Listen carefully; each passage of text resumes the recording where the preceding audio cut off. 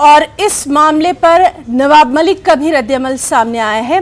उन्होंने ट्वीट करके ये कहा है कि समीर दाऊद वाकड़े ग्रुप के एक रुकन ने प्रेस कॉन्फ्रेंस करके असल मुद्दे से ध्यान भटकाने और गुमराह करने की नाकाम कोशिश की है।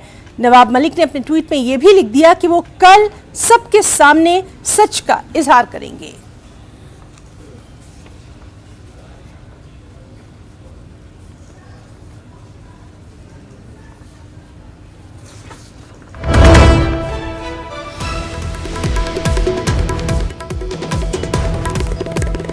इस वक्त की अहम खबर, क्रूज ड्रग्स मामले की जांच के लिए मुंबई पहुंचे हैं संजय सिंह। ड्रग्स केस से जुड़े 6 मामलों की जांच करेंगे।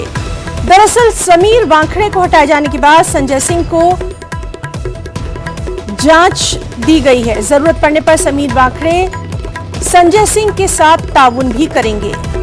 1996 बैच के उड़ीसा कैडर के आईपीएस ऑफिसर हैं संजय सिंह। तो अहम खबर, क्रूज ड्रग्स केस की जांच के लिए मुंबई पहुंच चुके हैं संजय सिंह और वो ड्रग्स मामले से जुड़े 6 केसेस की जांच करेंगे। समीर वाकड़े को हटाए जाने के बाद संजय सिंह को ये अहम जांच सौंपी गई है। संजय सिंह ने यह भी कहा है कि जरूरत पड़ने पर समीर वाकड़े उनके साथ ताउन करेंगे। आपको बताएं कि 1996 बैच के उड़ीसा कैडर के आईपीएस ऑफिसर हैं Sanjay Singh.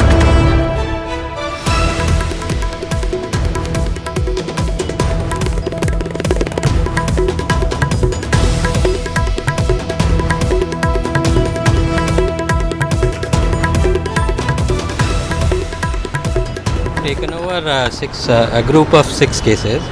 We have already issued a statement last night, so I have nothing more to add. He is JD Mumbai. He definitely हम लोग उनका पूरे जोन का असिस्टेंस लेंगे। सर, पर अभी तक जो जांच हुई है उसका फिर से एक बार री इनपुट आपकी तरफ से? As of now, we have to first take over the case. और चलिए इस पूरे मामले पर